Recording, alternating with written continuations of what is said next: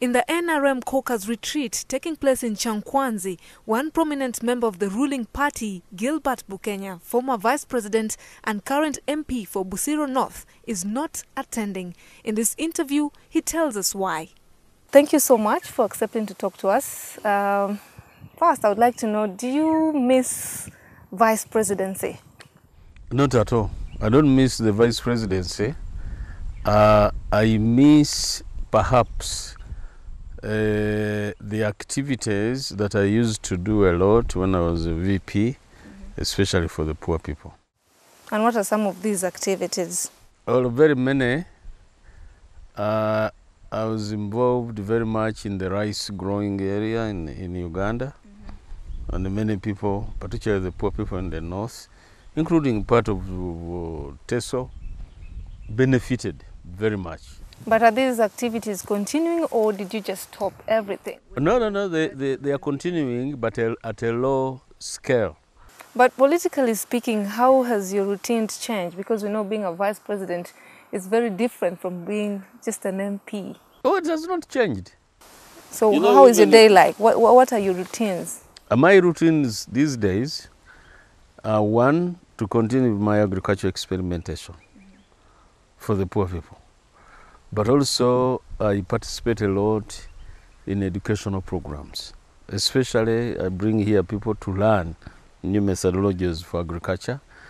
I also still lecture in universities. So now let me shift you again to deeper politics. There have been these rumors of you formulating your own party. Not really formulating my own party. I want to explain this very clearly. Okay. Trying to reform the NRM party. So the NRM party focuses or targets more priority areas for this country. And for me, the priority areas for this country is education, is health, is agriculture. You don't think they have done enough? No. We have not done enough. For example, if you go around this area, this rural area, you don't even see an extension officer in agriculture. So what you're saying is you're still with NRM? I am still with the NRM, but I am in NRM for reforms.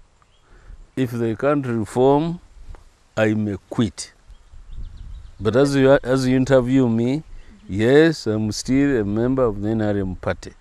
Yes, but the NRM caucus is at Chankwanzi. Why are you here now? Well, I didn't go to Chankwanzi, and the main reason was there was no program that would be addressing issues of this country. Before, I would go to Chankwanzi, and we had many issues, economic issues, agricultural issues that were being discussed.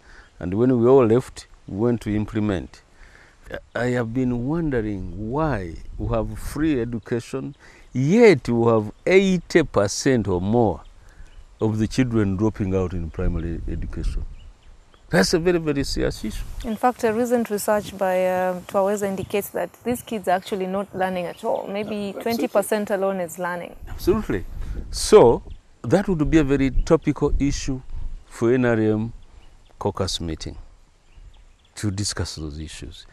Why are we not as active as a government, as NRM party, in promoting health? Everywhere you go, there are no drugs. Everywhere you go, there are no diagnostic methods. This used to be there. When I was in Soroti in 1978, we were doing all the diagnostics, the medicines were there, etc. Why are they not there? So in you're the trying 21st to say, century? Are you trying to say our leader now, the president, is not doing enough? For me, I think he is diverting away from where it should be going.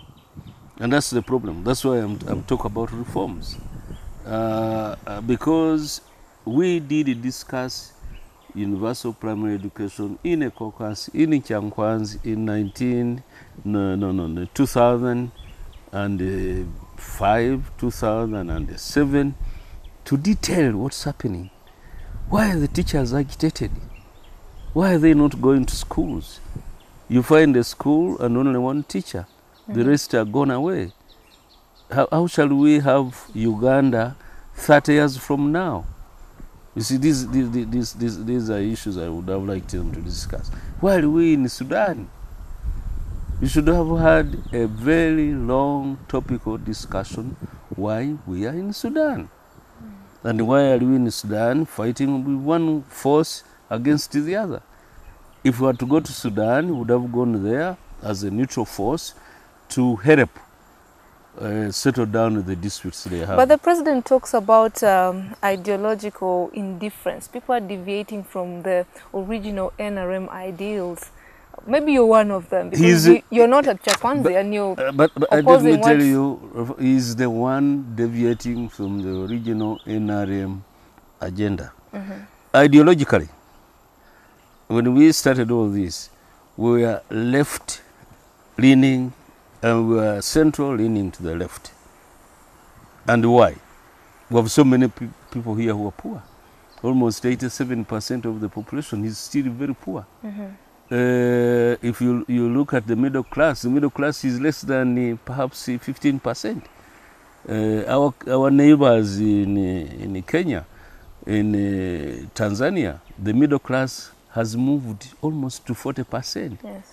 Why is ours shrinking? You know, so that was our line of activity. A minimum program, that minimum program was evolving around the poor, being able to be given opportunities to use that poverty to improve themselves and improve the economic development of the country. But now it seems it's more of politics. And what do you think about his endorsement? Because I know the caucus just endorsed him for the next elections. That's window dressing. What do you mean by window dressing? Stage managed. It must have evolved from what I call the inner clique to allow these people come up with that endorsement. It's absolutely stage managed. And was it necessary? Normally, in NRM party, this is what happens.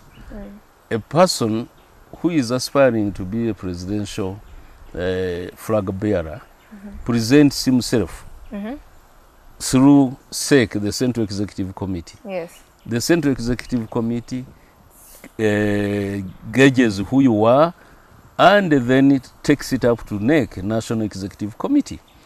The National Executive Committee filters, then the annual assembly endorses a presidential candidate.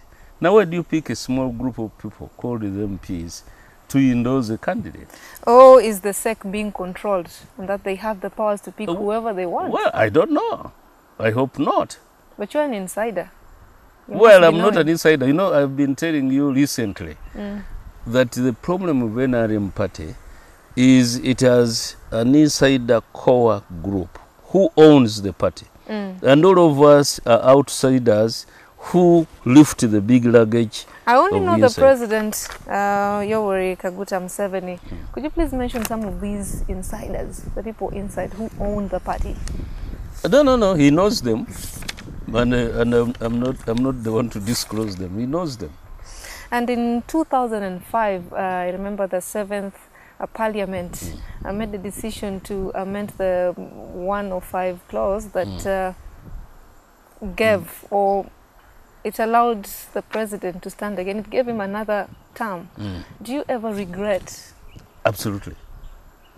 I regret it. Because at that time you were the vice president. Yes, I regret it. But we had a very big discussion with the president then. And there were reasons for doing that. Those reasons were short-term reasons. And I was expecting him not to stand in 2011, according to the reasons he had given us. What are these reasons? Can you just please... Well, you know, there are problems.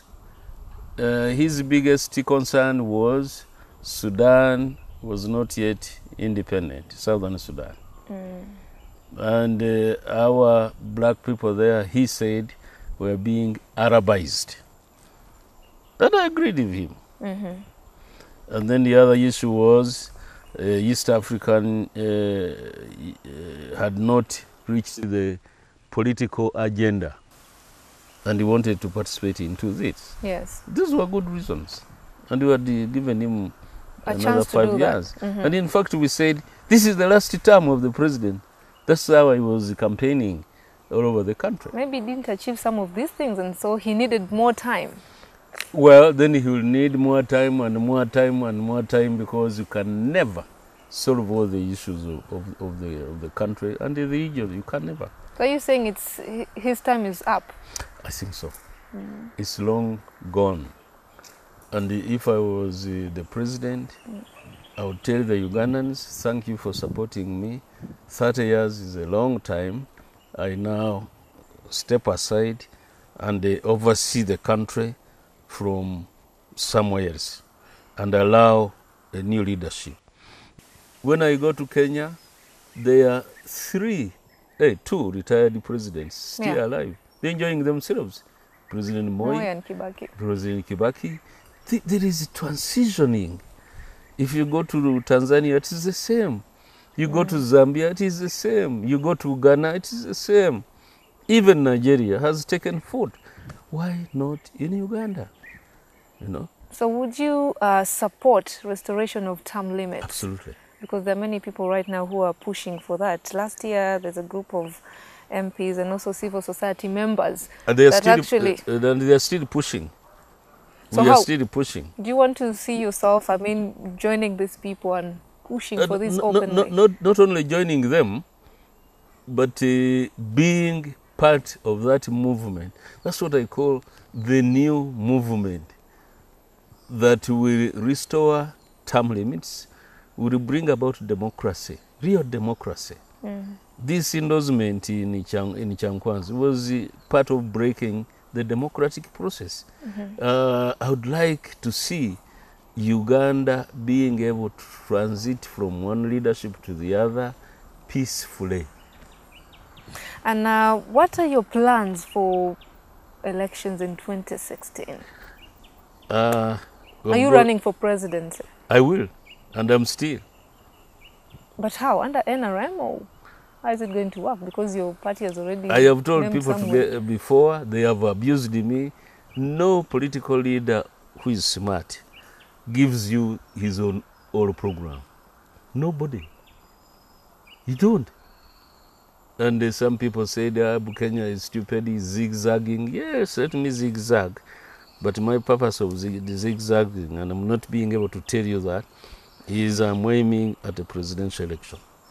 We must have an independent electoral commission, managed independently. Yes. If the budget, the parliament should pass the budget and nobody calls them. But now if the president calls the Mr. Chigundu or Engineer Chigundu, he will run to the president because that is his boss. But apart from the independence, what else would you want to see change in the electoral commission? First of all, I would like every Ugandan to be known as that he's a Ugandan by having a national identity card. Which is something they're working on? Well, the faster the better. Because Uganda is the only country in the whole of the East African region where you cannot identify who is a Ugandan, who is not a Ugandan. Even you, I cannot identify you. Well, I'm Ugandan. Well, you are Ugandan, but how do I identify you? And there are many floods of people coming to Uganda. I hear recently there were some people who were expelled away from Tanzania. Yes, that has been in the news last 2 weeks. Yes, maybe. They are dumped here. Who are they? General Sejusa recently, you remember in his letters and reports, he suggested that NRM has been rigging polls. Do you agree with that? It's circumstantial evidence. By circumstantial evidence, what do you mean? What I mean is hearsay. The real facts only happened in 2006 when I think we were taken to a court of law. But we lost, except the judges really said there was rigging, but because of the nature NRM has won. Those issues should go away. I was recently in Ghana. The election is absolutely free and fair. And so, elections coming up in 2016, do you think we should have these elections before we make these electoral reforms? Well, and I really want the system that they should correct all these. You have heard many people don't want to participate in the election because they know. Are you one of them? For me, I am one of those who say the reforms in the electoral process must be. They must be before the next election. Voter registering must be done, to register people. If that is not done, then it is as good as saying, you go on leading, but there will be problems. Because the disenchantment, the people who are fed up, the people who are on the wall, are growing every day in numbers. And I don't see these reforms, not to be pessimistic, but I don't see them happening. Would you still stand for presidency if these electoral reforms are not made? No. You won't stand for presidency? I won't stand. If we don't see these changes, we know Gilbert is not going to stand for presidency. Absolutely. But you don't think Gilbert will not stand, but Gilbert will cause an agitation. We shall agitate. We shall agitate because there are many people who are willing to agitate. Yeah. We want free and fair election, and I will be part of that. And if you are given a place, you are appointed back to the cabinet, would you take it? No. Why? Because I think I would like to be in the cabinet like I was, where if I'm given a ministry, I'm independent to run that ministry. I don't want to sit in an office and wait to hear, President Museveni, sir, what do I do? Like a figurehead? Like a figurehead. No, I wouldn't be. I would not take up the appointment. So you'd wait until there are changes? Yeah, so what you're saying is, under President Museveni, you're not going to take any place in cabinet anymore? No. Bukenya claims the mafia clique in government still exists, but how is he coping up with these people? The interview continues in part 2 after the dawn updates at 8 a.m.